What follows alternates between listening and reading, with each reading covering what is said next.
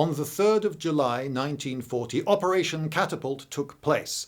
It was, for some, a day of infamy for the Royal Navy, and that's what this video is going to be about, and it's been sponsored by War Thunder, but more of that later. Now, how important was Operation Catapult? In most British histories of World War II, it might not even get a mention if it's not a very detailed history, or it might get a little footnote, but for the French, oh, this was quite a big deal, and this was made super clear to me when I was a boy. I was a great World War II buff then. I would watch all sorts of World War II related stuff that would come up on the telly, and the BBC got hold of a French two-part history of World War II. If memory serves, each part was 2 hours long. Now, this had just been screened in France and had caused quite a stir. Apparently the French chattering classes were talking of nothing else for a while. I think it won a number of awards, and someone at the BBC clearly thought the British public should see this. So they got hold of a copy, added subtitles and some English voiceover for the British viewer, and screened it on 2 consecutive nights. About half of the first of the 2 concerned itself with just one issue, the sinking of the French fleet at Mers El Kebir. That's how big an issue for the French it was. And I can remember there were lots of interviews with French people just expressing mystification. Why would the British do this? Well, to the British it seemed fairly clear. The war was going very, very badly indeed. France had fallen embarrassingly quickly. Now, on paper, the French army was perhaps the most powerful army in the world. They certainly had plenty of men. They had more tanks than the Germans. They had plenty of planes, some of which were pretty up to date. So why did they fare so badly? Well, that's another video, but perhaps the biggest chief reason was the fight had gone out of them. There were so many fifth columnists and communists and the like dissenters sowing despondency and despair and defeatism amongst the French. A lot of them felt that they'd lost already or were bound to lose or even sort of should lose. And the British Expeditionary Force fighting alongside them was tiny, really. I mean, almost embarrassingly tiny. The French army was rather contemptuous of just how small the BEF was, but sorry, the British army wasn't big. And okay, most of that got rescued by the miracle of Dunkirk, but the heavy artillery, the tanks, and an awful lot of kit, most of the lorries, all got left in France. In fact, the Germans captured so many British rifles after Dunkirk that they were able to equip an entire German division with British rifles. Yes, things looked pretty dire. Now, to the east, Poland had been carved up between Hitler and his ally, Stalin, and at this point Germany had Austria, had annexed also Czechoslovakia, and then went on to conquer Belgium and Holland and Denmark and then Norway. And to the south, Mussolini was in control of Italy, and his fascists were allied now to the Nazis. And Franco was in control of Spain, and so this tiny island Britain had this pincer around it with Norway in the north and Spain in the south, this dark pincer of Axis powers around it. Even Ireland to the west couldn't really be relied on as much of a friend. The Irish had rebelled against the British and become independent not many years before, and there was still a lot of hatred from Ireland, and a lot of Irish were even cooperating with the Nazis, doing things like deliberately putting out lights so that Luftwaffe pilots could navigate more readily. It's also true that some Irish people did volunteer and join the British Army to fight against the Axis powers, but they were not treated well by their country or welcomed back if they came back. So Britain was at this point standing alone. You could say, well, there was the Commonwealth. Yes, but the Commonwealth wasn't mobilised, wasn't armed, didn't have armies, and was scattered around the world. At this point, Britain was alone, and it seemed to it seemed to the whole world, including the British, which is something that people often forget. Including the British, it seemed that the war was over already. The Germans were celebrating in the streets. They were feting Hitler. He was this genius, and Hitler thought, wow, I am such a super genius. I mean, those Prussian aristocrats took 4 years of slog between 1914 and 18, and no, they got defeated in the end. They had to come back to Germany with their tails between their legs. But I, in a matter of a few weeks, I have conquered France, which is that's the pinnacle of German military achievement, is to conquer France. Did it? So would the war end there? A lot of people thought, well, there we go. Yeah, the war's over. The British aren't going to fight on. That's ridiculous. Anyway, what could they do from there? They don't have an army. They can't re-invade Europe from there. There's nothing for them to do. It's over. And if they're not careful, the Germans will invade. And an awful lot of people thought the Germans were going to invade Britain. And in which case, most people thought that it would be over very quickly if they did. The Americans were convinced that Britain was going to be invaded and conquered in a matter of maybe as little as 4 days, a few weeks tops. And amongst the British, they thought, oh my goodness, what do we do now? We've lost so much. How could we possibly defend ourselves? Well, France signed an armistice, but before it did sign an armistice, a lot of the French fleets were able to flee. So from the Atlantic coast and the Channel coast, French naval vessels fled to ports in Britain. And from the Mediterranean coast in the south, they fled to colonial ports along North Africa, places like Algiers and Iran.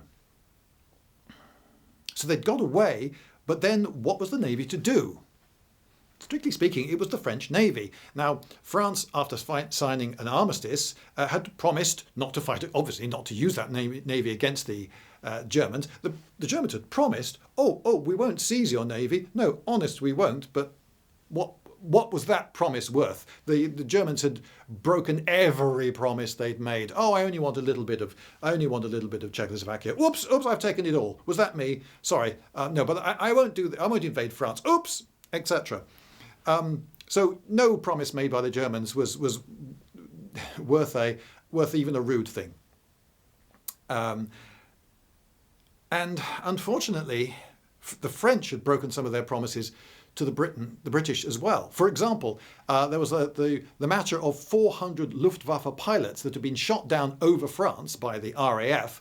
So they were sort of British prisoners, but they were put into French prisons. And it was agreed that those would be transferred to Britain, where they'd be put into British prisons in the event of the fall of France. The French did not keep that promise, and so during the Battle of Britain, the RAF was obliged to shoot down those 400 Luftwaffe pilots all over again. Now, what were the British to do?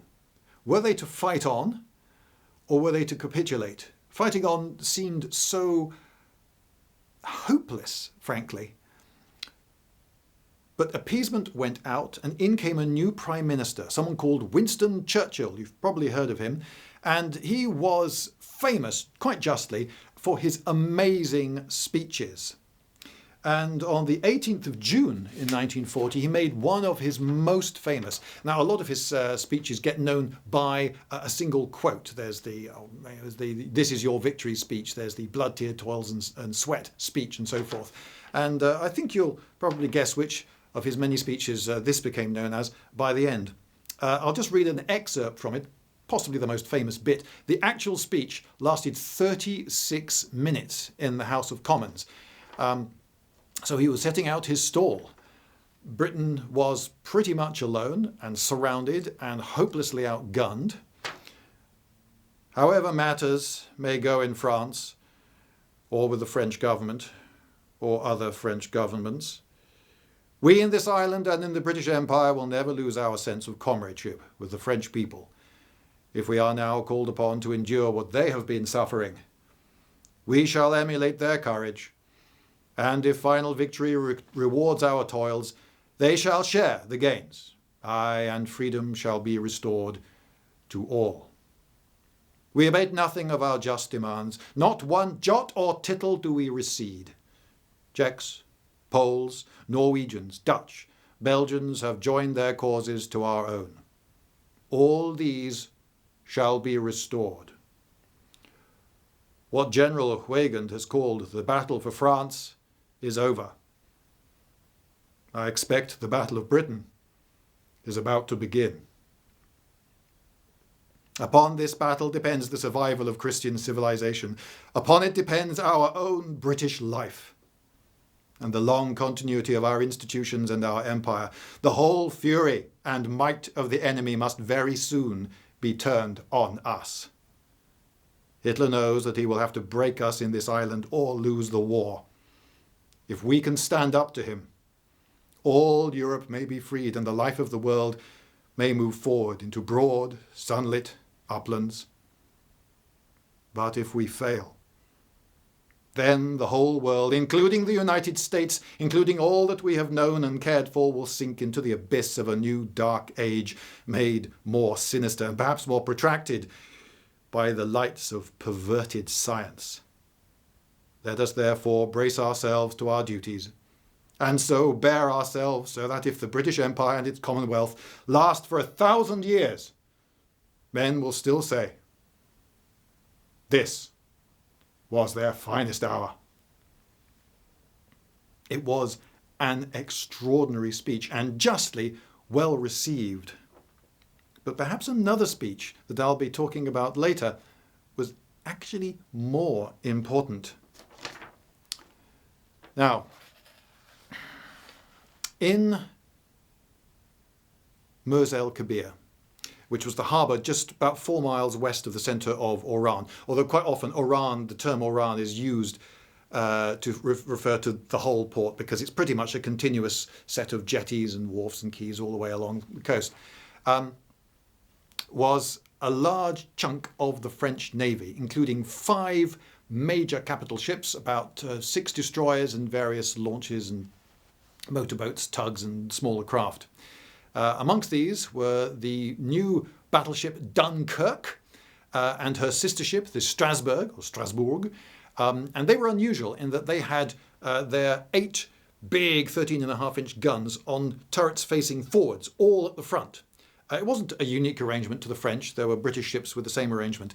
Some people seem to think that this was a much better way of doing things because you could sail straight towards the enemy and have all your guns pointing at him, firing away, whilst at the same time not having to veer around to bring guns to bear. So you made things easier for your gunners, and you presented a narrow and glancing-sided target to the enemy. So this was better. Meanwhile, the enemy, in order to return a broadside, would have to turn, presenting his weaker, larger target to your side, and lose time doing that. So it was a better arrangement, you might say, until, of course, someone got behind you and you were completely undefended whilst you made a very slow turn. So actually, it wasn't an entirely good or entirely bad arrangement. It was just one of the arrangements of turrets on a ship. But I bothered to mention this because it was significant in this action because the port of Mers El Kebir hadn't been dredged properly by the French. I think there was some plan to get around to it one day, but it hadn't been dredged properly. So large modern ships that needed quite a deep bit of water underneath them to manoeuvre, they had a lot of trouble manoeuvring.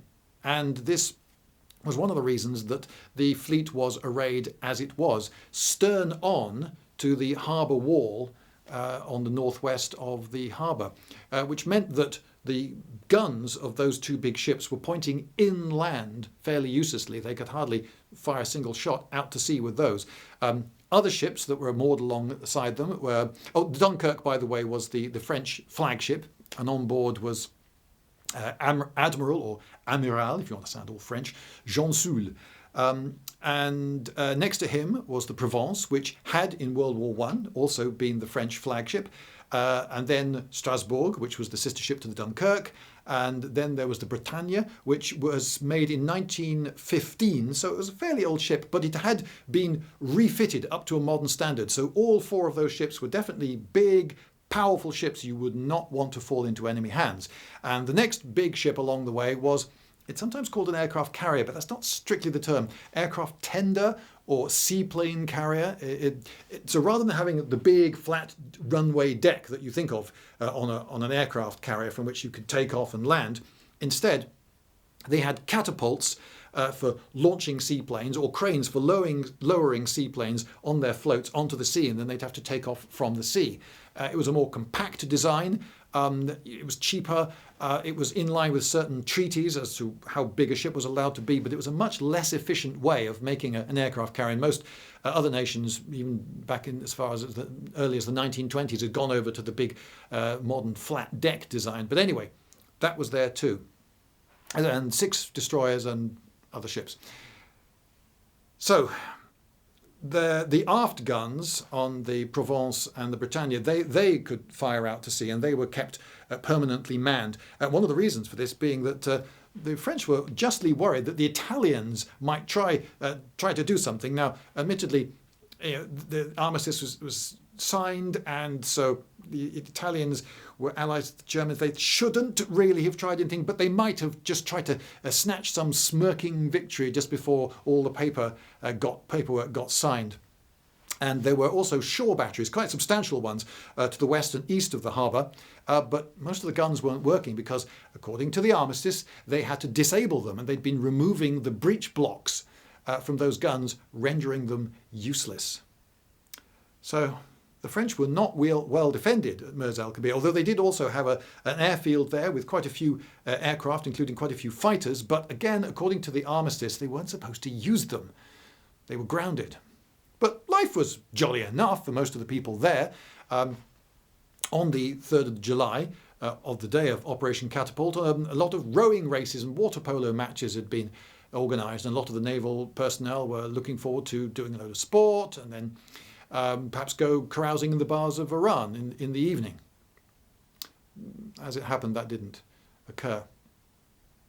Now, Force X was stationed in Alexandria to the east in Egypt, and Force X was another French fleet, another quite substantial French fleet, under Vice Admiral René Godefroy, and he was there working alongside his counterpart in the Royal Navy, the Eastern Mediterranean Fleet, which was based in Alexandria and Malta, and that was Admiral Sir Andrew Cunningham. And Godefroy and Cunningham were actually very good friends. They'd been operating against the Italians, cooperating in the Eastern Mediterranean for some while now, and they were getting along fine. But they were given orders from on high. Now, a chap called Darlan was the head of the French Navy, and he was stationed with the Vichy government. He was part of the Vichy government. He was a key member of it in Vichy, the town in southern France, well, that was ruling southern France. It's actually fairly central, the place.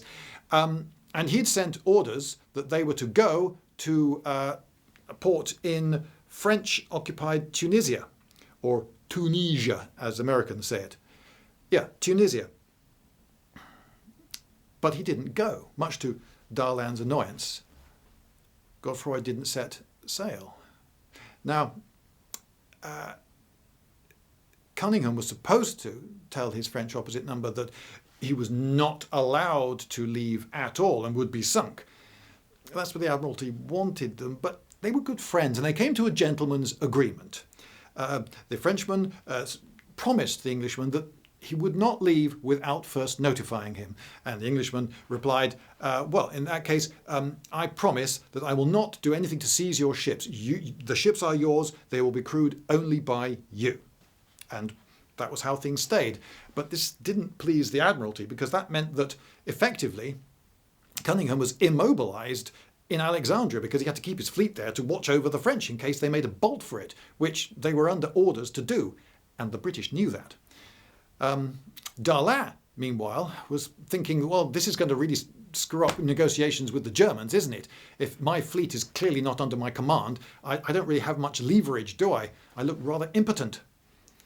He was also wondering about what would happen if he just said to them, just go, seriously, just go to Tunisia. Would the British fire on them?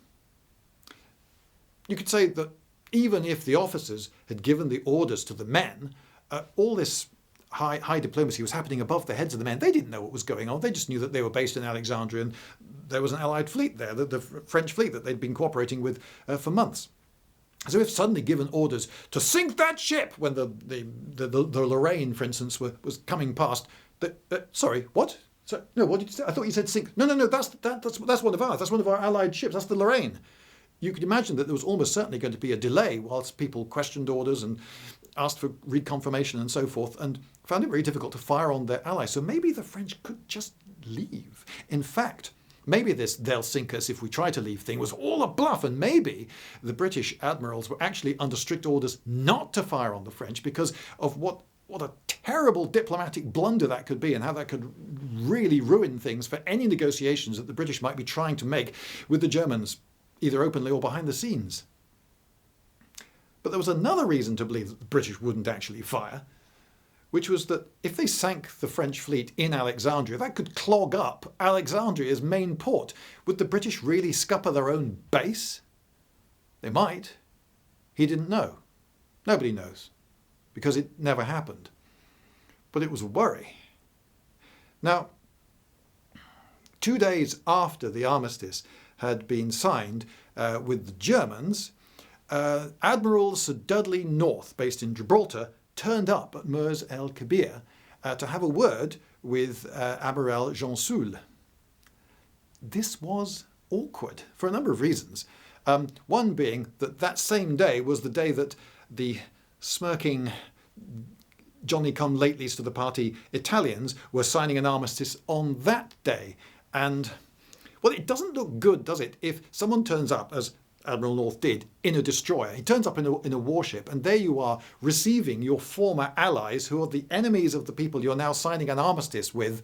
It's not a good look, is it? And yet, there was still some warmth, some fellow feeling there, and so Jean Soule gave him 20 minutes. All right, you've got 20 minutes. And Admiral North, in those 20 minutes, said to him, right, come to Britain now, quickly. If you leave right now, you'll probably get away with it. We can get you to Britain, and then you will be crewing your own ships, fight alongside us. Yeah, we fought with you in the North Atlantic. It'll be like the old times. What do you say? And Jean Soule said, no. No, the armistice forbids me from doing that. And I'm under orders from Darlan, from the Vichy government in France, not to do that. And besides, it's not honourable for me to obey effectively your commands. This is the French Navy. This is our Navy. But I will promise that if ever it looks as though the Germans might seize the fleet, I'll scuttle it. That wasn't good enough for Admiral North, though. Just a promise that they will scuttle it.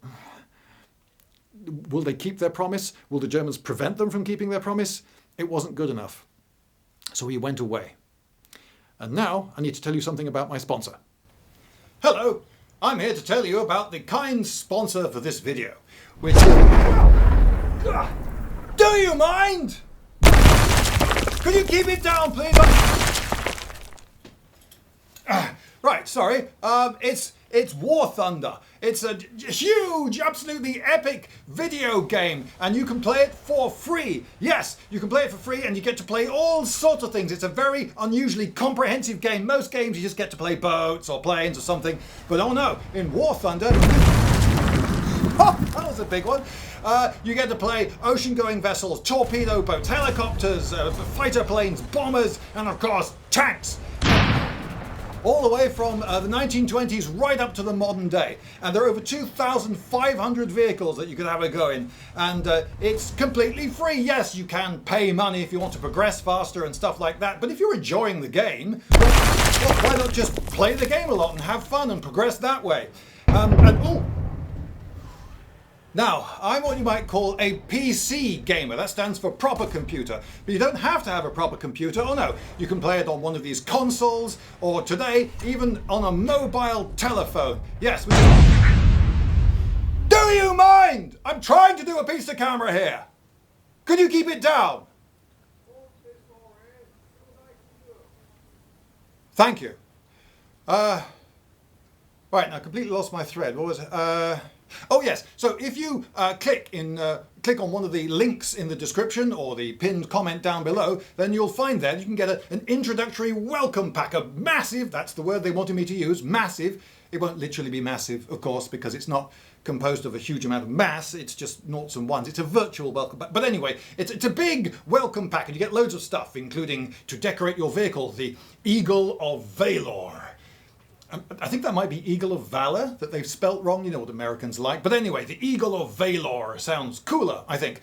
And 1 lakh of silver lions, that's 10 myriads, that's 100,000 silver lions, the in-game currency. And you get 7 days premium account. And just loads more stuff. Just investigate the links in the description or the first pinned comment. Well, that truce didn't last very long, did it? No. So anyway, get your skates on because it's available for a limited time only.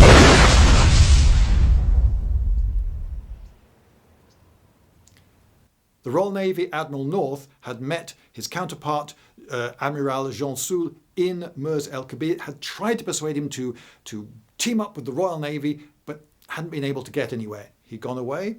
4 days passed, during which nothing happened. Polo matches were organised, rowing races were organised, more carousing in the bars of Iran. Everything was fine. But then some scouting planes turned up. They were planes based out of Gibraltar, and they were quite flagrant about it. They were flying over in slow, lazy circles, taking photographs. It was quite obvious what they were and what they were up to. The French could have scrambled some fighters and chased them off, but the armistice, so they had an excuse not to do that. Okay, so they took their photographs and flew back. 48 hours later, at 7 a.m. in the morning, HMS Foxhound turned up, but it hadn't been seen because it was a very hazy day. It was only about 9 or 9:30 that the French became aware. Oh, there's the Foxhound there. It's a Royal Navy destroyer. What's that doing there? Well, a lot of the French on the base had been sent home, particularly if they were people who lived in North Africa. They were sent home on permanent vacation. So it's in vacances. That's why I used the word vacation. Holiday. They were indefinitely discharged, I believe is the military term. But there were still 6,000 naval personnel based at Mers El Kebir underneath Admiral Jean Soule. But most of them were not aware that anything particularly unusual was happening. They had rowing races to think about, and let's not forget the carousing in Iran. So it was interesting when a signal was flashed from that, reading as followed. The British Admiralty has sent Captain Holland to confer with you. Stop. The British Navy hopes that its proposals will enable you and the valiant and glorious French Navy to be on our side. Stop. In these circumstances, your ships should remain yours, and no one need have anxiety for the future. Stop. A British fleet is at sea off Iran, waiting to welcome you. Stop. Waiting to welcome you. That can be interpreted more than one way, can't it? Now, this message was actually to Admiral Jean Soule, but the officer ordering it being flashed by semaphore, Aldous lamp, I should say, knew that there would have been loads of duty signallers who would have spotted that and that word would get around pretty quickly. But that suited him, so he didn't mind. He also knew that appearing very soon on the horizon would be Force H. This was a substantial Royal Navy force that included the Ark Royal, a big aircraft carrier commanded by Captain Cedric. I had to do a bit of research to find out his name was Cedric because so many of the books just refer to him as Hooky Holland. A lot of British men went by nicknames in those days, particularly it seems amongst the military. And he was so universally known as Hooky Holland that the history books tend to just call him Hooky Holland. And he was a tremendously popular and able officer. He was a Francophile, spoke fluent French, had worked very successfully as a liaison officer with them, fighting against the enemy in the North Atlantic. And he had the Légion d'honneur for this. This is one of the highest medals you could win from France, and he had it pinned on him by Darlan himself, the head of the French Navy. And so the British had sent this infinitely courteous man to do their liaison work, to do their negotiations at Mers El Kebir, and it was a fairly obvious choice. But Admiral Jean Soule was not impressed and said so. They've sent a captain to negotiate with me. Why not an admiral? Well, the admiral of Force H was Admiral James Somerville, who was a huge star, by the way, in the Royal Navy. He had a great following. He was hugely popular with the junior officers, and had been very competent and worked very well with the French in the Dunkirk campaign. And he was someone who had a tremendous understanding of modern naval warfare, tremendous understanding that not many people had of the use of aircraft, for instance, in modern naval warfare. And he'd been invalided, aged 57, he'd been invalided out of the Royal Navy with suspected tuberculosis. Now, TB at the time, let's not forget, was Britain's #1 killer. Thank goodness we have vaccines for it now. But back in those days, it was a major killer. And if you had a suspicion of TB in those days, you were out, because a carrier of TB on a Royal Navy ship was a ticking time bomb. But it seems that he didn't have TB, and then the war started, and so they got him back. Now, even if he hadn't done any of the many things that he had done, he would have been up on a plinth in naval fame, because he was the man who developed naval radar. The French didn't have it, the Italians didn't have it, and most of the world was, of course, it's a secret piece of technology, so most of the world didn't know about it, but most of the world did not really appreciate just how important radar was going to be in this war. And it was thanks to Somerville's work that the British Royal Navy had radar. Anyway, he was aboard his flagship being HMS Hood.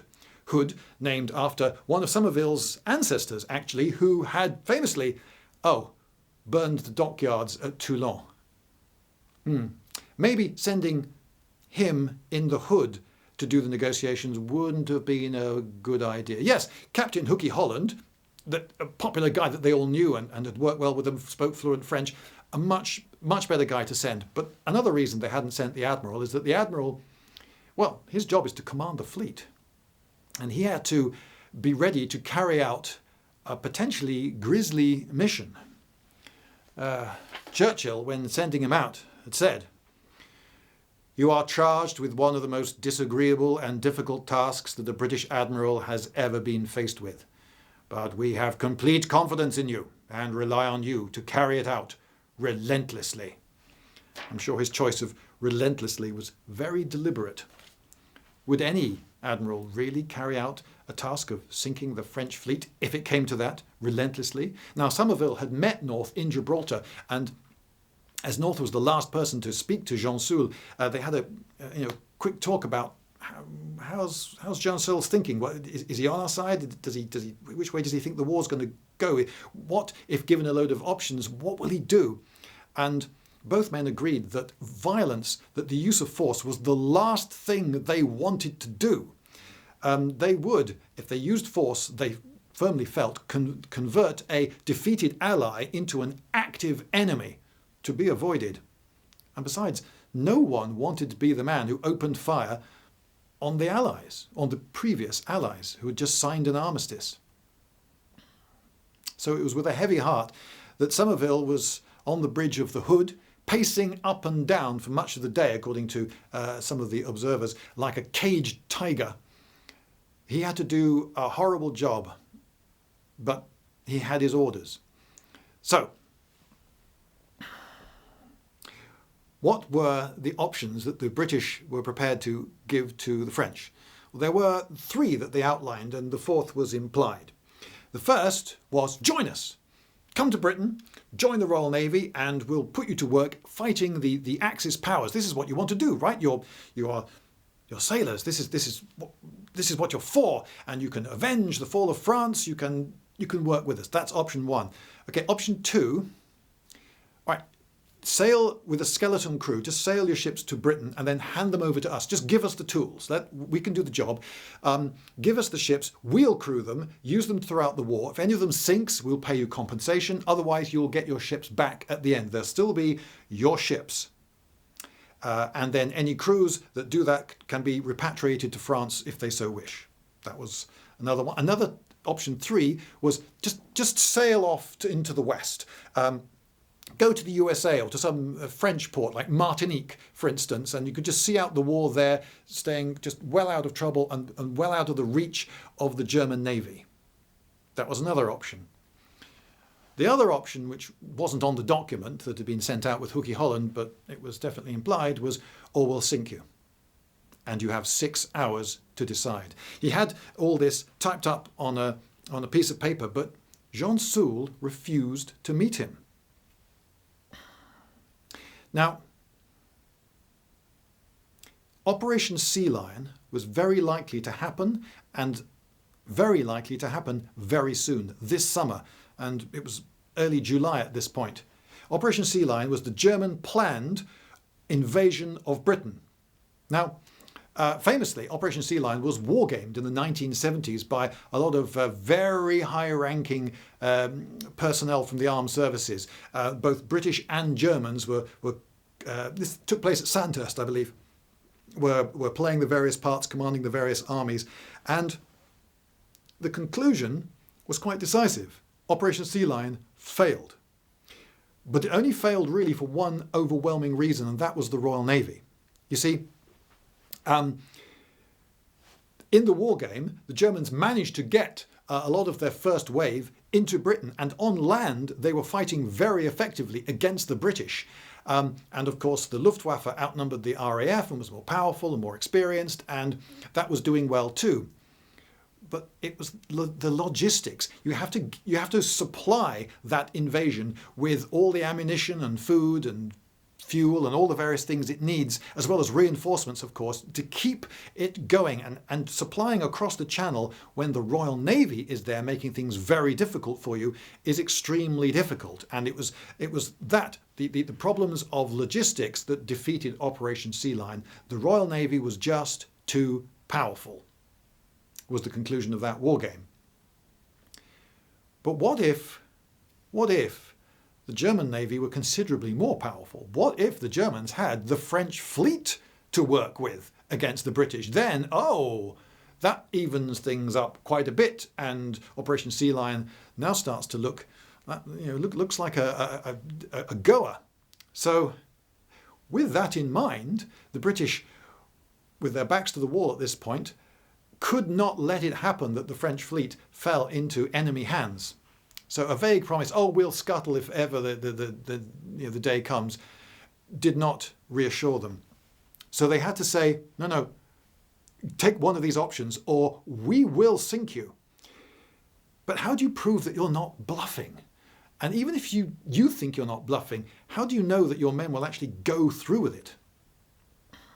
Now, the Germans had lost a lot of their fleet in the campaign in Norway, and that was one of the reasons that they particularly would have been keen to get the French fleet, and the quicker they could get it, the better. So the British were very definitely in a hurry. They knew that the Germans would be thinking the British are going to do something about the French fleet, and they're probably going to do it pretty quickly. We're going to have to do something about the French fleet. What are we going to do? Somerville, though, did something rather extraordinary. He did something that only a very senior, very respected naval commander could possibly get away with, and that was he queried his orders. He sent back to the Admiralty again, "Are you sure about this? You want me to say I'm going to sink them in 6 hours? That means that the deadline, if things go to the schedule, the deadline would be 3 o'clock in the afternoon on the 3rd of July. I'm supposed to sink them.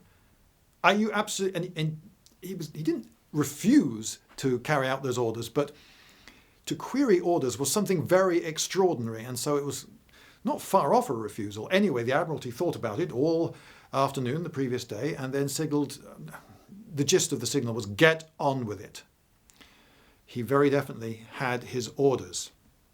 But still, Hookey Holland was not meeting the general. He was just, Jean Soule was just refusing to meet him. But he sent out a launch with a friend of Hookey's, a gunnery officer, and the idea was that they would talk things out between them. But perhaps what Jean Soule was really doing was deliberately stringing things out, making things last as long as he could get them to last, because maybe he had a plan. Right. So he sent out his Admiral's launch. It was all brass railings and polished teak, and it was a lovely vessel. And that went out and met the much more workaday vessel that had launched from the Foxhounds, carrying, amongst other people, Hookey Holland and a signaller who could signal both to the French and back to the rest of the British fleet. And of course, they had radios aboard. And the negotiations were horribly slow. The launch would go out of the harbour and meet out at sea. Hookey Holland in his bobbing boat, and the two boats would bob next to each other, and they'd call back and forth negotiations, and Hookey Holland was saying, no, let me see the Admiral. I've got this letter. My orders are clear. I must hand this to him in person. Please, it is absolutely imperative that I get to see the Admiral. But no, time and time again, he was simply rebuffed with promises that, no, we're not going to join you, and no, we will scuttle the fleet if the enemy threatens us. Don't worry, we won't let the Germans get the fleet. Well, eventually, when this happened, about 3 hours this happened, at least 2.5, going back and forth and signals back and forth. It was near heart-stoppingly slow because, of course, Hookey Holland, he knew about the 3 o'clock deadline. He knew that he had only until 3 o'clock to save a possible calamity. A lot of his friends, including the man that he was talking to, were likely to be blown up by his own side if he could not get through to these men and get them to give him an answer by 3 o'clock in the afternoon. But he wasn't allowed to tell them that the shells were going to start firing at 3 o'clock in the afternoon, and he hadn't yet delivered his main message. Now, the gunnery officer sent out to him saw that Hookey wasn't his usual self. He seemed to be sweating and at a loss for words sometimes, and even his French failed him, which was normally so fluent. And he definitely came across as a man who was hiding something, bluffing maybe. And he went back to Jean Soul, quite confident that, don't worry, we can carry on negotiations. He didn't know about the deadline. Eventually, the next time he came out, Hookey Holland just climbed across and said, look, let's just talk man to man. Forget about the formal negotiations. I just want to talk. We know each other. Right, I've got here a letter that I've just written, and it's what I would have said to Admiral Jean Soul if you just let me meet him. And I also had a typed copy of the 3 or 4, depending on how you interpret it, options that the Admiralty had given, with cabinet approval, the French in Mers El Kebir. Join us, lend us the stuff, go away, or we'll sink you.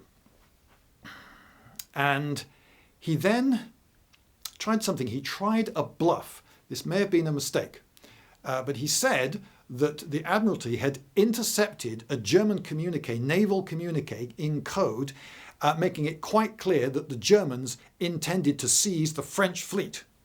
This was to get things going. Now, that might sound very far-fetched, and it was untrue. However, during the Norwegian campaign, when the British had been operating alongside the French became aware that the British seemed to know exactly what the Germans were saying to each other. The British were intercepting and decoding the German Royal Naval signals somehow. So this actually was quite a believable tale. Maybe they had intercepted this, but if so, then he still had questions. But then Hookey Holland played what he thought was his trump card. He said, have you had any signals from Darlan recently? And the Frenchman had to say, well, yeah, we have actually. All right, yeah, I thought so. Yeah, we knew that. Did he use the code word? The code word that he was supposed to put in all the messages to make it clear that it was really Darlan, and not Darlan with a gun to his head dictating this under duress, but Darlan himself freely. Did he use this code word?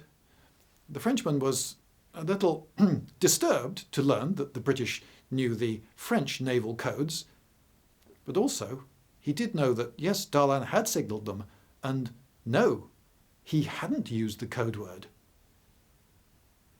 Maybe this Englishman's not bluffing, maybe this is all true.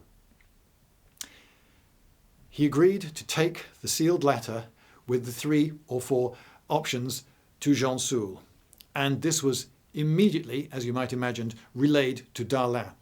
Now, as soon as Darlan knew that the British were turning up at Mers El Kebir, he tipped off the French Navy in Britain and gave them all immediately the orders, scuttle. And if you saw my earlier video I made about the start of the last war with France, you'll know that that signal came in to the Surcouf, which was the biggest submarine in the world, which was harboured in southern England And that is where the war started, with the first gunshots. But it was just a few pistol shots. There were only 4 men killed. Yes, every death is a tragedy, but Mers El Kebir was about to get much, much bigger than that. Anyway, that signal was relayed straight away, and scuttle was Darlan's immediate reaction to the news that the Royal Navy had arrived at Mers El Kebir in force. So, Admiral Jansu looked at the options given to him, and he didn't like any of them. Now, he decided that he had to get ready. He gave orders to raise steam, and Hookey Holland noticed this. French ships were raising steam, funnels were starting to smoke, and decks were being cleared and covers taken off things. And though Hookey Holland wouldn't have known this detail, breech blocks were being secretly reattached to the coastal batteries. Another preparation that he made was later was to machine gun the buoys that suspended the defence net, so that it just sank, so the French Navy could make an escape. Somerville now made a move which makes perfect tactical military sense, you might say, but whilst diplomatic negotiations were going on, it was somewhat questionable. 5 swordfish seaplanes came out and they laid magnetic mines, plop, plop, plop, plop, 5 of them at the harbour mouth.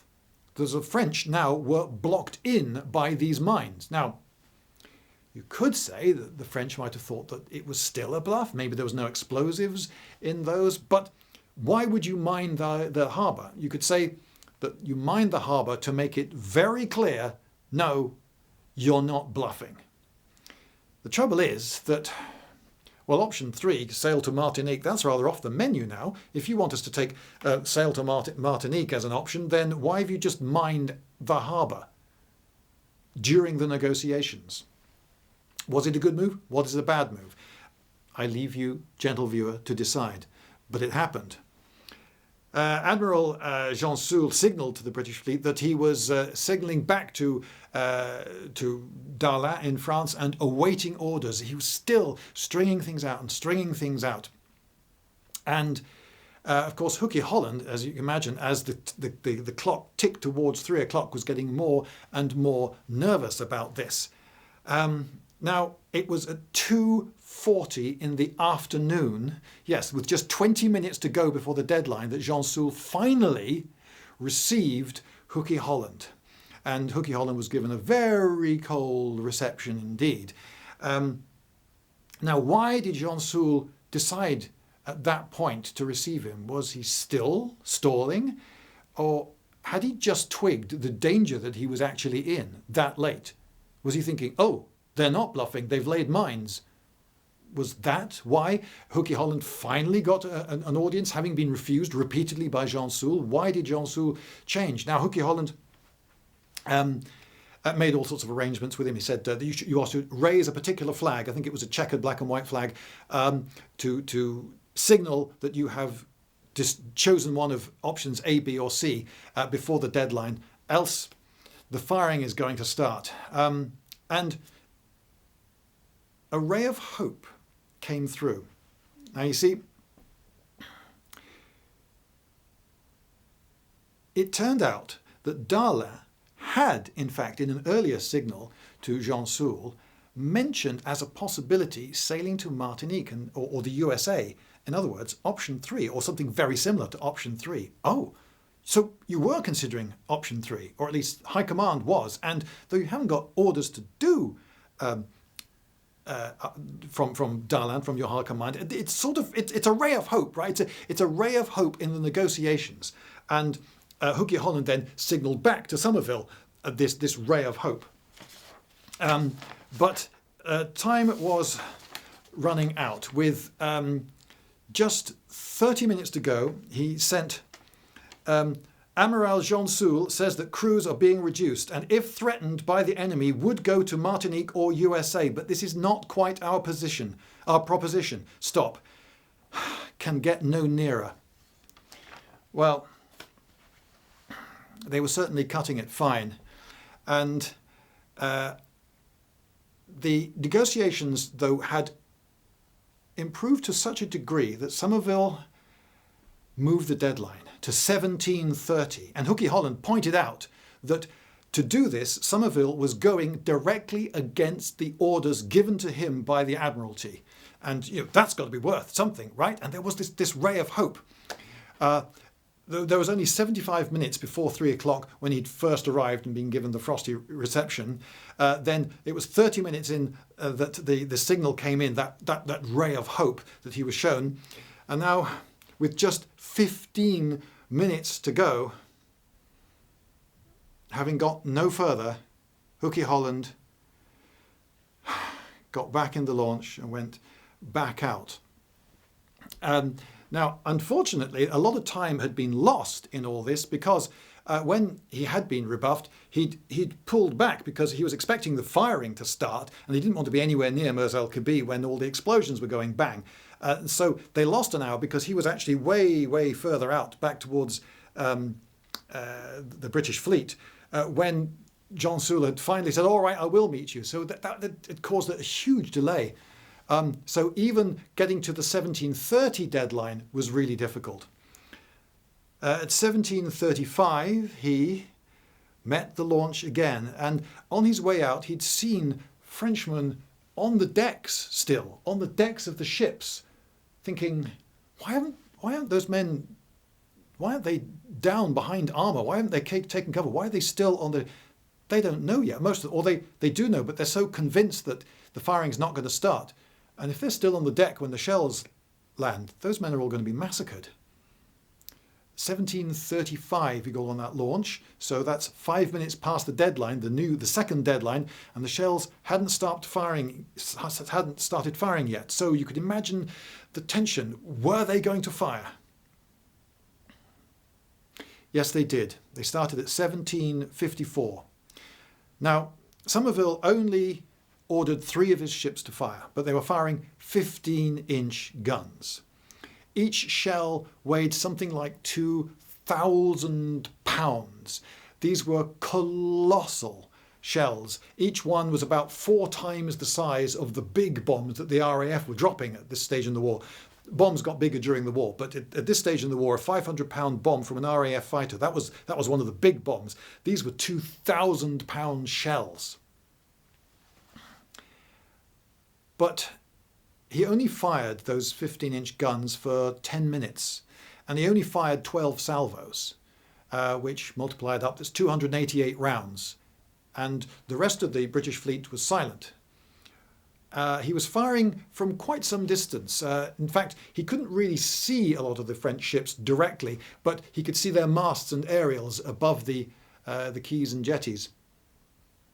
And the shells landed, and a lot of explosions could be sighted and a lot of black smoke. So much black smoke, in fact, that even the spotter planes, after a while, had a great deal of trouble reporting anything more useful than there's an awful lot of black smoke. 4 shells landed on the Dunkirk, that was Jean Soule's flagship, and almost immediately they killed 180 men. Some of them, mercifully, died extremely quickly in the explosions, but others died horrible, horrible death. There were men dying and screaming in scalding steam. There were men dying in burning oil. There were men choking on the fumes of the aluminium ducting that was inside the ship, which caught fire and released this choking yellow poisonous gas. This was death, and it was horrible death for a lot of men. And a lot of men would be trapped down below as well, because a lot of the doors got jammed shut, and one of the shells took out the ship's electrics, plunging everything below decks into darkness. Now, the French had made steam. The Strasbourg was right out of the gate and set off immediately. The shells started flying and managed to make it into deeper water. But the Dunkirk and the Provence both ran aground almost immediately. It was very difficult to manoeuvre. There was panic. There was a lot of smoke around. They were being shelled. The Provence was hit on the stern a number of times, damaging it quite badly. But there was only one fatality, which ironically was the man who was directing the French fire return fire back towards the British. But though the French were firing back, they were firing largely blindly.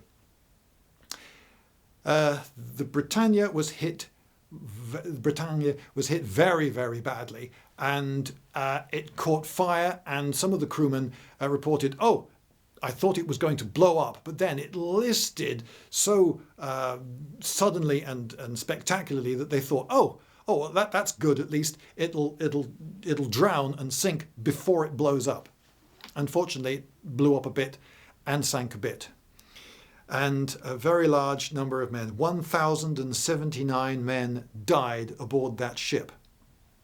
The Mogador, which was a French destroyer, set off, and it was heading a little squadron when a shell hit it in the stern, detonating its depth charges that blew the back end off the ship completely, taking with it, of course, the propellers and all means of propulsion. But it had internal bulkheads which amazingly kept it afloat. But it couldn't go anywhere, and so it couldn't lead the breakout of destroyers. But other destroyers, the Terrible and the Volta, going past it, were cheered by men on the now stricken Mogador, which I find fascinating because those cheering men were surrounded by the bobbing corpses of their friends in the water. And I often, when I see people cheering in war films, I think, really, when death is all around, do people really cheer? Well, it seems that sometimes they do, and this was one of those occasions. But the Volta made it to past the boom, which had sunk, but don't forget magnetic mines. And the Volta set off one of the magnetic mines, and for a while there was a huge spume of water, and a lot of people thought, well, that's the end for that, but maybe it's cleared at least a path. But the Volta was going so fast, and the mine was so deep in the water, that the shockwave didn't break her hull. She survived, and she got out of the harbour. So there was a huge amount of black smoke around, and so for a while neither side really knew exactly what was going on, but the Strasbourg, miraculously, was hardly scratched. Her funnel had been holed, which caused her to throw out a huge amount of black smoke, which made her look far more stricken than she really was. She was hardly scratched, really. And the commandant test, that's the seaplane tender, that was hardly scratched either. And the Strasbourg made it out of the harbour. Now, it made it out of the harbour, but it wasn't immediately spotted. But when it was spotted and reported to Somerville, Somerville didn't believe it. Or he chose not to believe it. Or he chose to pretend not to believe it. Either way, he did not give immediate pursuit orders. He did pretty much nothing. He set up a smokescreen. He ordered all his ships to set up a smokescreen, and some of the French ships that had come out of the harbour were firing their 5.5-inch pea shooter guns in the general direction of the smokescreen, but they weren't really doing a lot. The coastal batteries, on the other hand, they were firing quite effectively, not effectively in that they didn't actually hit anyone, but they certainly put a lot of people in danger. There was a British ship called the HMS Wrestler, which was away from the main fleet, acting as a spotter, and that reported over 100 near misses in all sorts of bright colours, which I should explain. The French had an unusual habit. I don't know anyone else who did this, but the French used to put large amounts of liquid dye, was it liquid? It might have been powder, of dye in their naval artillery shells. The reason being that if you are, say, the spotter for one of the gunnery coordinator for one of the coastal batteries, and there you are up in the tower with the rangefinder, and you're reporting the fall of shot, you want to know of all those splashes, which ones are yours.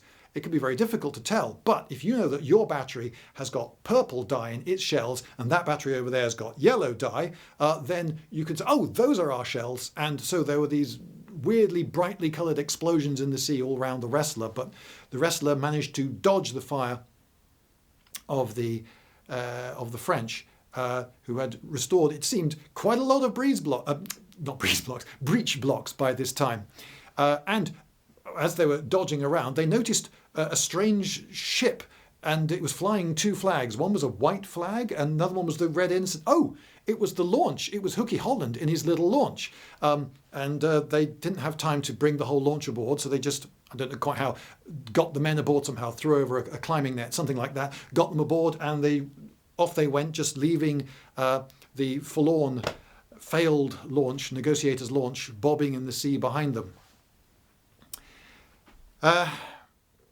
So, it was now obvious that something had to be done about this escaping French flagship, and because main capital ship, the Strasbourg, which might have been the flagship, by the way, because the Dunkirk and the Strasbourg from the air looked identical. So a spotter in a swordfish looking down might have reported it as the Dunkirk, but a Dunkirk-class ship, it was the Strasbourg, was with smoke coming out of it, making its way east from Iran, and the destroyers, one of which had intended, the Terrible had actually intended to go straight towards the fleet behind its smokescreen and just launch all 30-something of its torpedoes into that smokescreen, because you never know, one of them might hit something. But when it saw, oh, the Strasbourg has escaped, okay, we have a job to do, we'll escort the Strasbourg.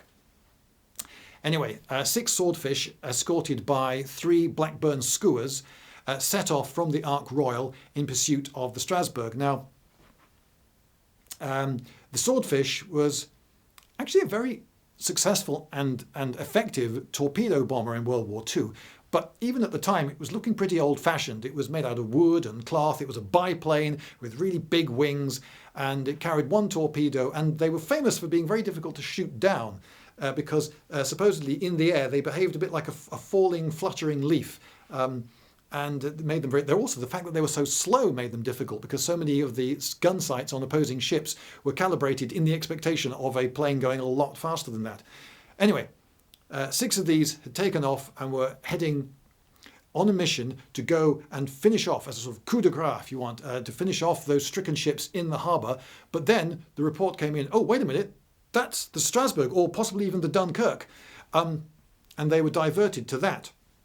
But the French had a lot of activity in their airfield, which was reported to Somerville, and the obvious thing that they were going to do was shoot down those swordfish. So the skuas then had to break off and defend the swordfish. But before that, they also had to defend the spotter plane, which was being driven off by French fighters. Now, these French fighters were, they had MS-406s, which are like a sort of stubby-looking Spitfire thing, fairly effective fighter. And they also had American-built Curtiss Hawk 75s. And those were also, for their day, pretty decent fighters. The British had these skuas. Now, the skua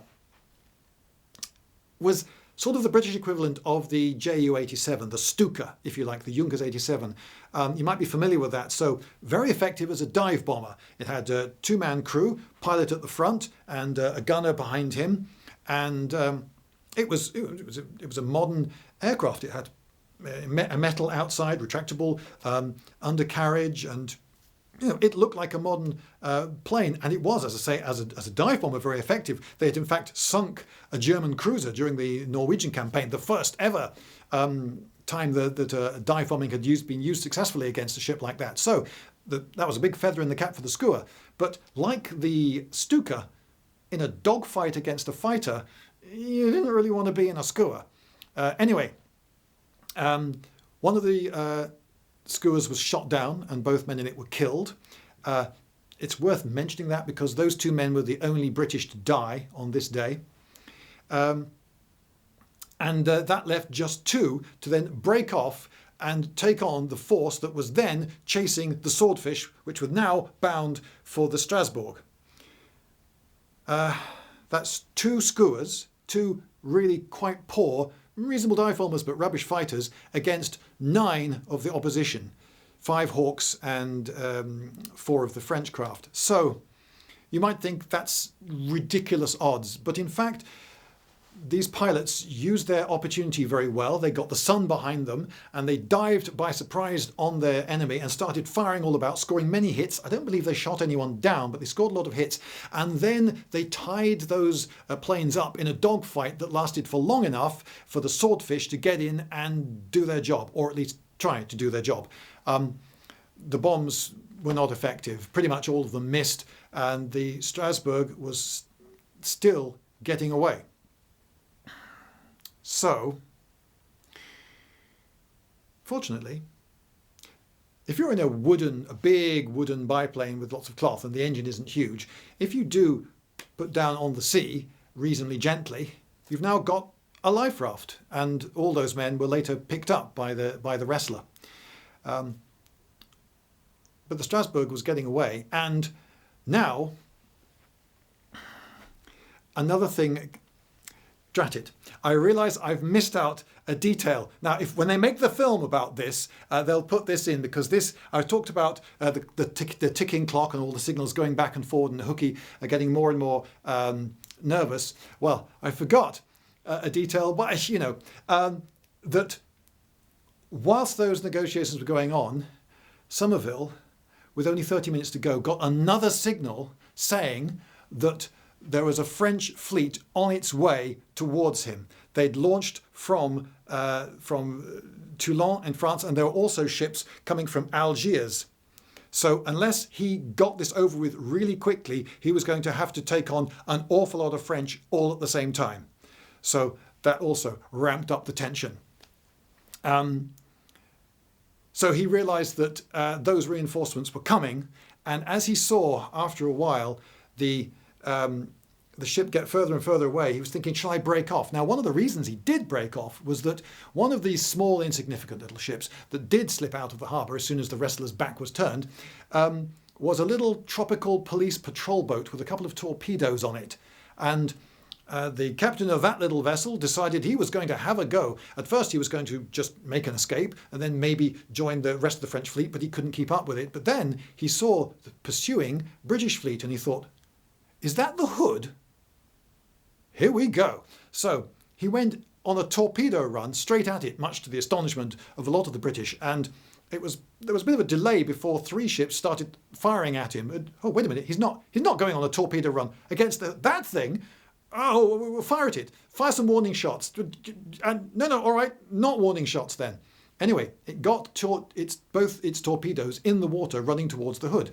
The Hood had plenty of notice of all this and was able to swerve, and the torpedoes missed completely. But it was in pursuit, and it had to swerve, losing a lot of time, and then it had to swerve back again. And after a while, the French ship was 25 miles ahead of him, and he had ships coming at him from that direction as well.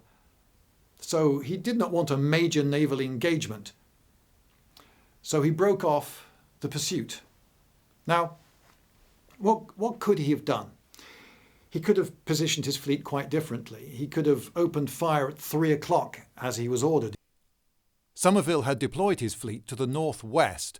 From there he had a very poor view of his targets over the spit of land that jutted out from the coast protecting the harbour. However, he knew that if any of his shells would go long, they would land harmlessly in the water. However, had he been to the northeast, he would have had a much better view of his targets, the full length of the capital ships laid out in front of him with the destroyers behind. However, he would have been more vulnerable to the rear turrets on the Brittany and Provence, but those may have fallen victim to his opening salvos. And had any of his shots gone long, they would have landed in the town, perhaps causing civilian casualties. So it was largely out of humanitarian considerations that he deployed as he did.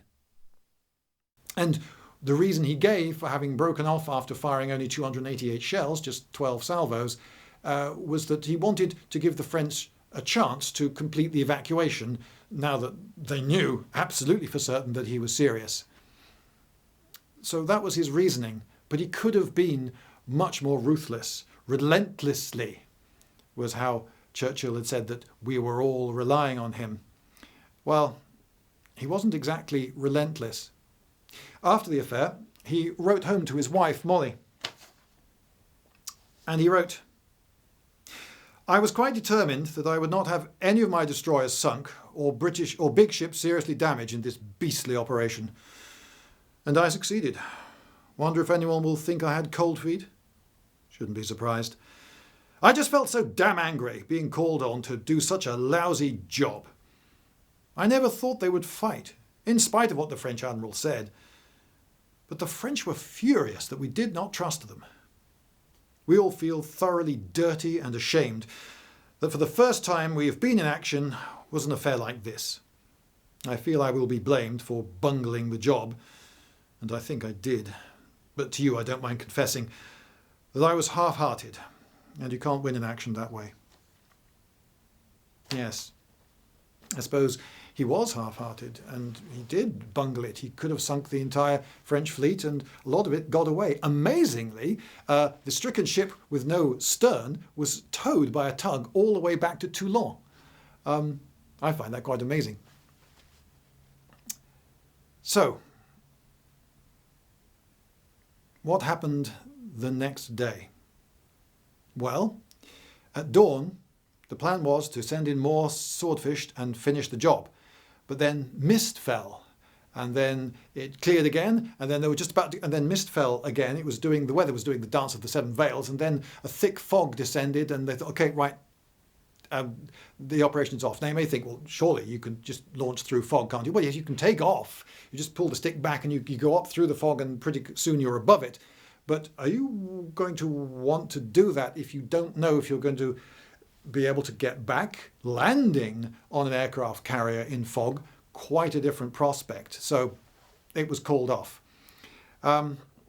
Meanwhile, they were trying to rescue the men trapped below decks on the Dunkirk. 400 men went back aboard the ship, and at some as late as 8 a.m, men who'd been trapped for 14 hours in the dark, some of them half mad, having been trapped for that long in an oil-filled room with bobbing corpses in it. War was nasty. It was a grisly scene. And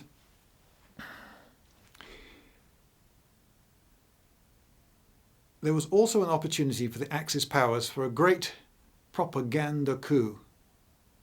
It's very hot in North Africa in summer, and the morgues did not have room for the huge number of dead. Something like 1,297, that's the usual figure cited, and about 350 wounded. The first number, by the way, includes 5 that died on the Strasbourg from fume inhalation in the engine room. And Admiral Jean Soule posed for lots of cameras, both stilled cameras and movie newsreel footage, in his navy whites with white gloves, surrounded by coffins at Mers El Kebir. This was a tremendous opportunity for a propaganda coup for the Axis powers and for the Vichy government. Perfidious Albion has done this to her former allies. Well, you could imagine that the Nazi propaganda experts were thinking, oh, what can we do with photographs like this? Those photographs were seen very widely around the world, but particularly, of course, in France, Italy and Germany, though, unsurprisingly, they weren't seen in Britain. But the British had to finish the job. On the 6th of July, more torpedo bombers, now the fog had cleared, turned up and went in again to finish the job. They were launching torpedoes particularly to finish off the Dunkirk, which had run aground along with the Provence. There were loads of technical problems. Things went wrong with the aircraft, things went wrong with the torpedoes. And it's very difficult, you may think it's easy, but it's very difficult to get everything right when lots of people are shooting at you. And the torpedoes just didn't all run true. Some of them failed to detonate, some of them missed their targets. One of them was heading, though, straight and true for the Dunkirk, and a harbour boat just got in its way, probably by accident, and got hit instead and sank with its cargo, which included 44 depth charges. And another torpedo, which was running straight and true, was running for the Dunkirk, but instead hit the sinking ship with its cargo of depth charges and exploded the entire lot, ripping a hole in the Dunkirk's hull and finishing the job. It wasn't a clean kill, and Admiral Somerville referred to himself, whenever the subject came up, as the unskilled butcher of Iran. Oh dear.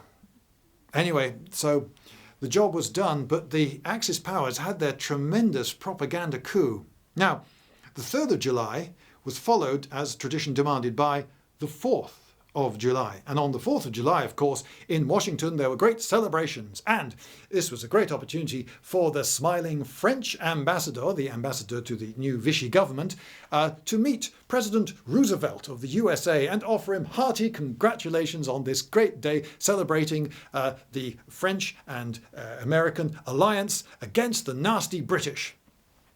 But Roosevelt, who did not like this ambassador, wiped the smile off his face by pointing out that had he been in the British situation, very likely just about to be invaded by the Germans, he would have done the same. Opinion around the world could not be predicted. What would it be? Well, broadly, it seems good. From Brazil, the Brazilians were impressed, the Greeks and Turks, a rare day of agreement between them, but they both said, yes, okay, British, yes. The Greeks said that they would have done the job better, but the move of sinking that French fleet in Mers El Kebir, or at least trying to, it was widely praised around the world. Now, the US ambassador to Paris was a chap called William Bullitt, and he was a handsome, debonair, rich, aristocratic, well-connected chap who had apparently written a book about just how awful it is to be rich, handsome, aristocratic and well-connected. But anyway, and his girlfriend, by the way, completely irrelevant detail, but you might be interested. His girlfriend was called Wallis Simpson, a very rich and well-connected socialite, American socialite, who dumped him for some guy called Eddie. King Edward VIII of England. Yeah, that was who it was. Anyway, he was, this William Bullitt, he was definitely a Francophile. He was delighted, for instance, when he was presented with George Washington's dueling pistols that had in the past been presented to the Marquis de Lafayette for his work helping the George Washington in the American Revolution. Yes, I'll look after these, yeah, sure. He was ordered to leave Paris, but he didn't. And he was also ordered, by the way, to convey the message to the French that if the French did let the French fleet fall into the hands of the Axis powers, then France would no longer be a friend of the USA.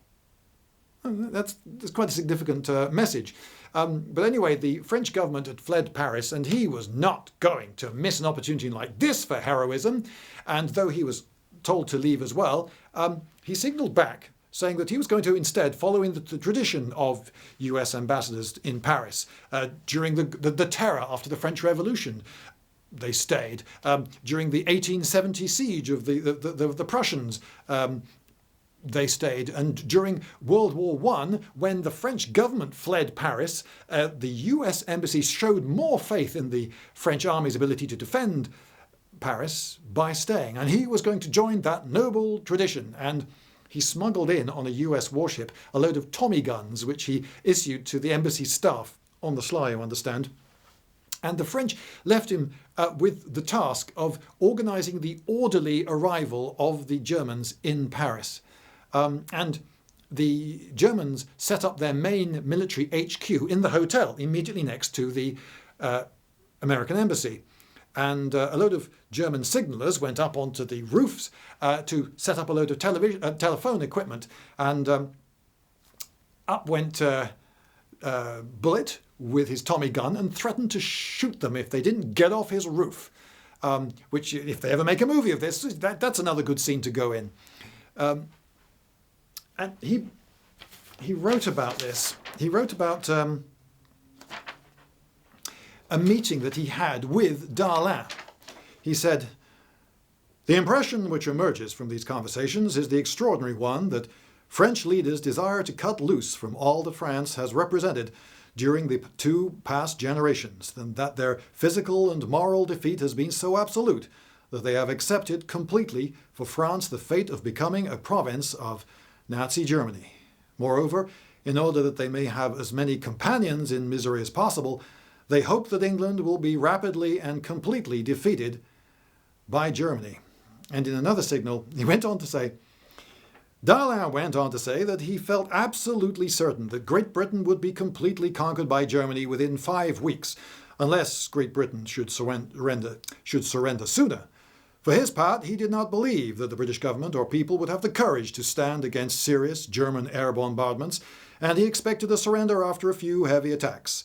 I remarked that he seemed to regard this prospect with considerable pleasure, and when he did not deny this, but smiled, I said that it seemed to me that the French would like to have England conquered in order that Germany might have as many conquered provinces to control as possible, and that France might become the favoured province. He smiled again and nodded. It was, in his opinion, certain that Hitler intended to bring the entire continent of Europe, including England, into a single customs union, and that he desired to make France his leading vassal state.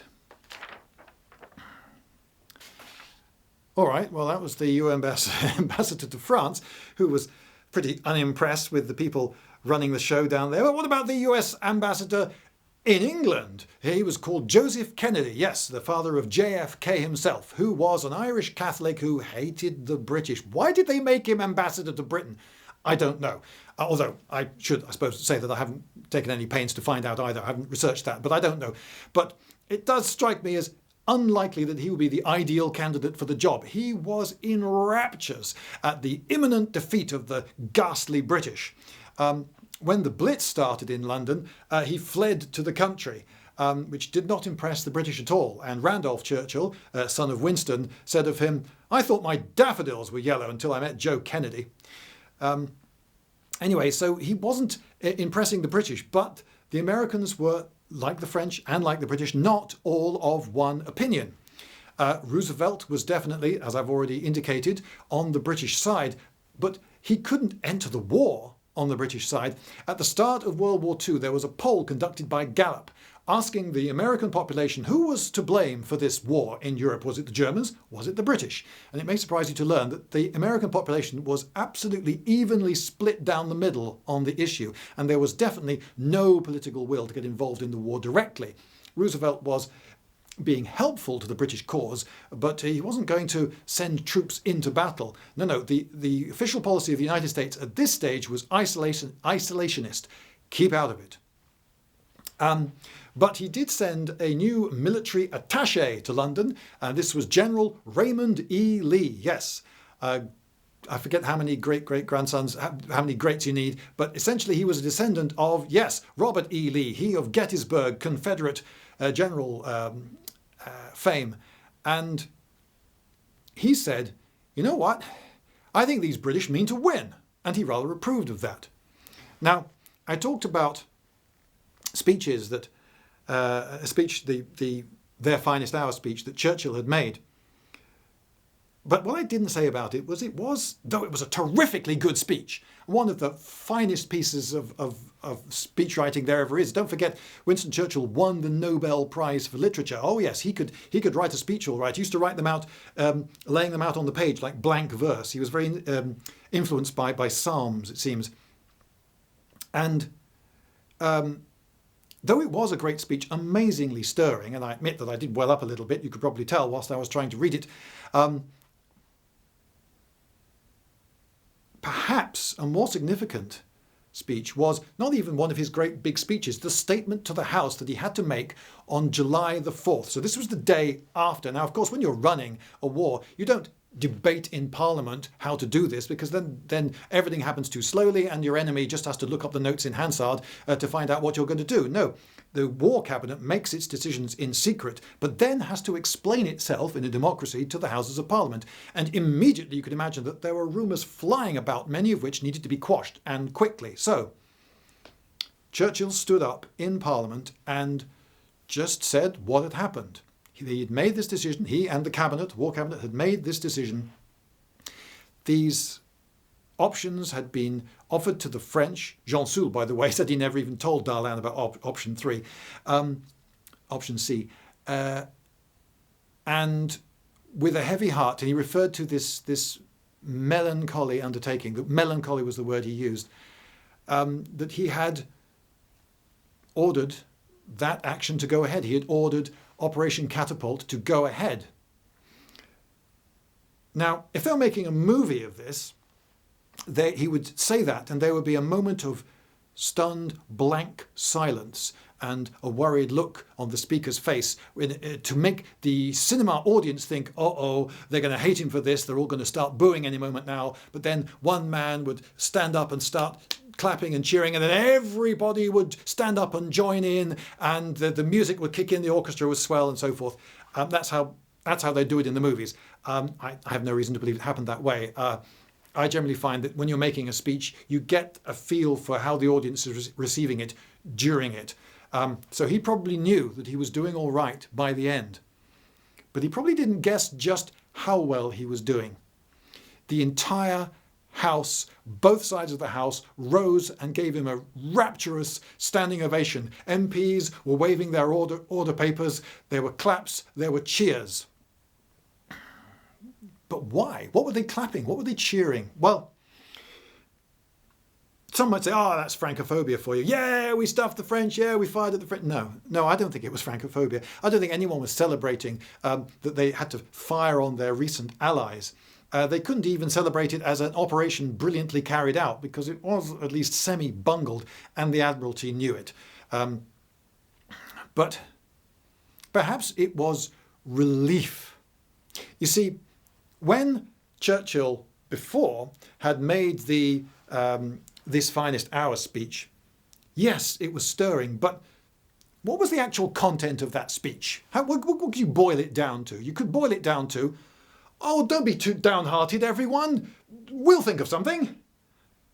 Don't be too downhearted. We'll think of something is not a plan, and it's not an action, and it's not proof of anything. It's just a really good speech. Stirring, yes, but there was no meat to it. Whereas this statement to the House had meat to it.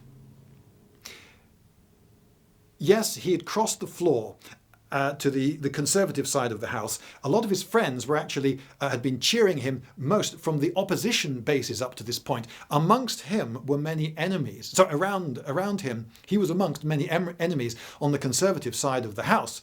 There were many Conservatives who would much rather have someone like Halifax running the government and didn't like this new interloper who had crossed from the other side of the House running the show. And they were just waiting for an opportunity. He would mess up. He would do something like the Dardanelles. In World War I, Churchill, not unfairly, got a lot of the blame for the Dardanelles, which was, after all, largely his idea, which was a disastrous campaign fought against the Turks. And that had cost him dearly in his political reputation. And the knives were being held quietly behind backs in the Conservative Party. Yes, as soon as he messes up, we can stab him and get rid of him and replace him, perhaps with someone like Halifax. But this moment turned that around. They were cheering out of relief. Yes, we do actually have someone who doesn't just make amazing, stirring speeches, but actually backs them up with action. Because to make a decision like that, to fire upon your own allies, issuing them ultimata like this, that takes a hard shard of ice in your heart.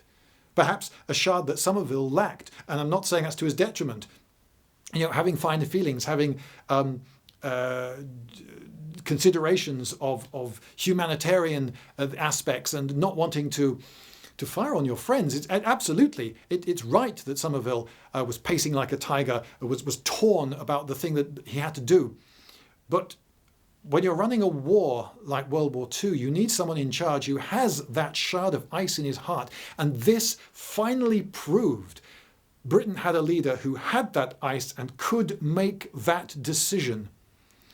And perhaps that's why he was cheered to such a degree that, according to history, tears ran down his little cherubic face. Now, the fleet in Alexandria got mothballed for the rest of the war, and the leader of the Free French, Charles de Gaulle, at this point was seriously considering just going to Montreal and spending the war there. But he carried on, and he tried to muster for Bastille Day, he tried to muster a good show of all the French in France who are going to join with the British and fight to liberate the French and the rest of Europe alongside the other allies. He managed to get 300 people to turn up. a dismal showing. And yes, the London crowds were very polite, flags were waved, people cheered and even tried singing the Marseillaise. But with that pitiful showing, he didn't have much hope that France was really going to play any much more of a role in this war. On the 8th of July, in a place called Dakar, in French West Africa, which is now Senegal, dangerously close to the British colony of Gambia, the Richelieu was at harbour. This was another brand spanking new, massive French battleship that was a major threat to shipping in the Atlantic. And it had to go. And another ultimatum was given to the governor of that colony, but the previous day he had rebuffed it, out of hand. And Admiral Rodney Onslow was not going to hang about. One of his officers had come up with an interesting scheme.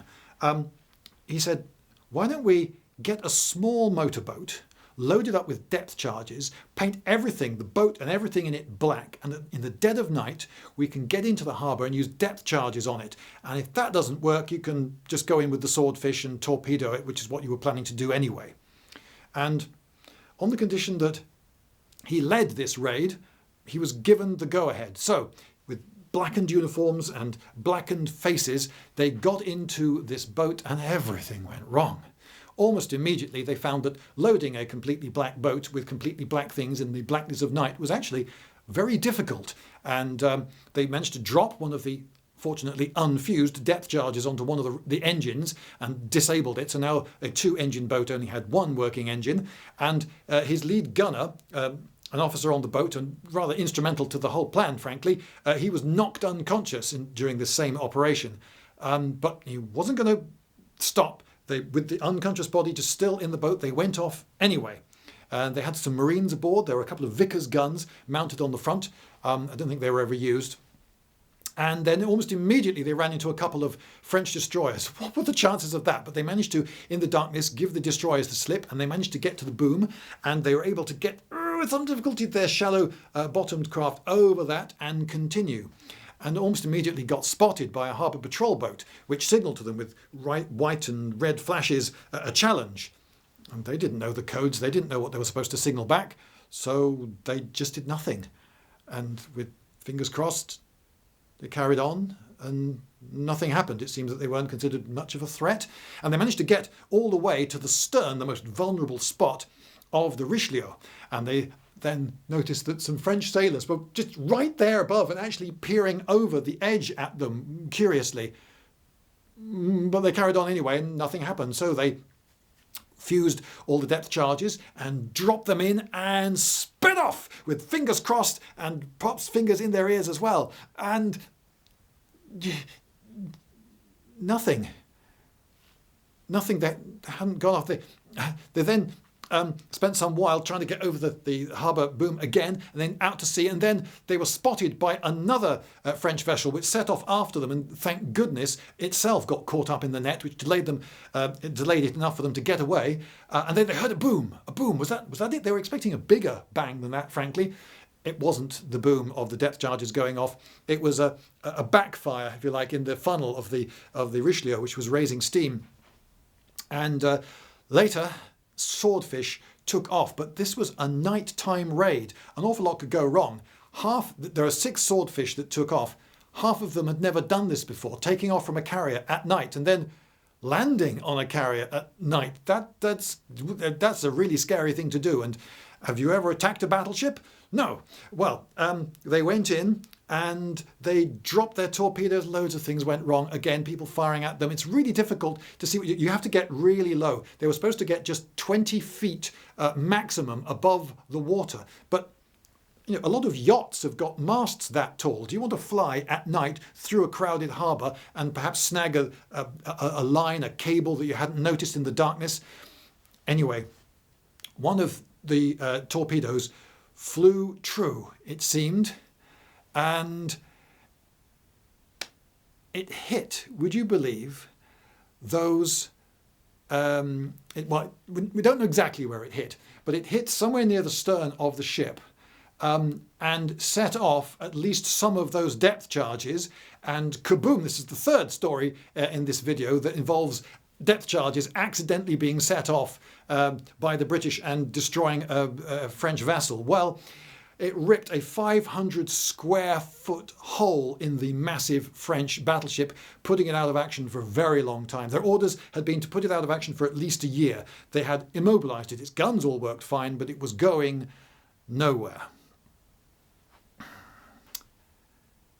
Well, I said that on Bastille Day, de Gaulle was quite despondent about the prospect of recruiting, but there was a little bit of a boost that was given to the French recruiting effort. You see, on the 24th of July, just 10 days later, a large ship repatriating French naval crewmen, covered in lights, fully lit, and with the Red Cross arrangements. The enemy should have known about it. It had been arranged. This ship was going to go under lights carrying these men. 1,277 were aboard, and the torpedo boat, the S-27, stopped and torpedoed it, sinking it. 416 of the Frenchmen died. The rest were picked up by the Royal Navy. Now, as it turned out, that was good for de Gaulle's recruiting drive. And there's just time to remind you to click one of the links in the description below or in the first pinned comment and get playing War Thunder, the sponsor of this video. The huge online video game played by 70 million people worldwide have played this game, and you'll get a free bonus pack if you're a new player or if you're someone returning within 6 months. And, well, 70 million people can't get... Well, all right, they could be wrong, but it is very unlikely.